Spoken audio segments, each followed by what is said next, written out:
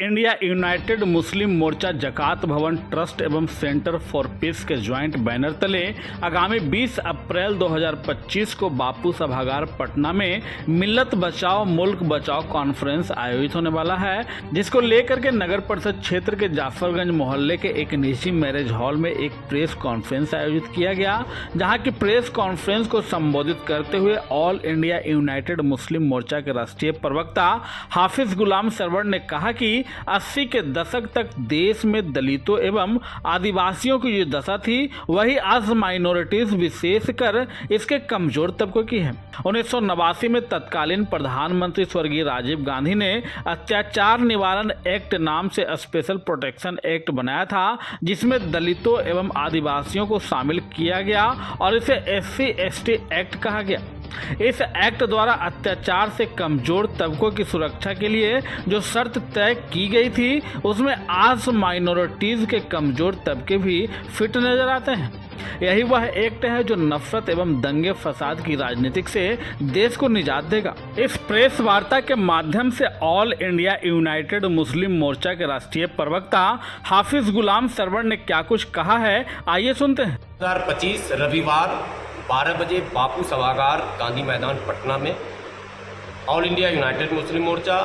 Centre for peace, Zakat Bhavan तीनों के संयुक्त बैनर तले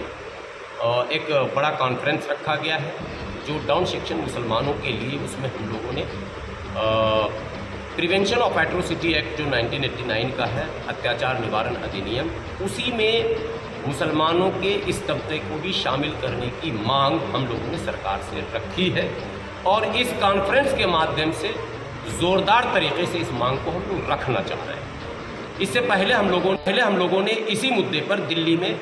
4 सेमिनार कर रखा है, 2-3 धरने भी हमारे हुए हैं, मेमोरेंडम भी गए हैं।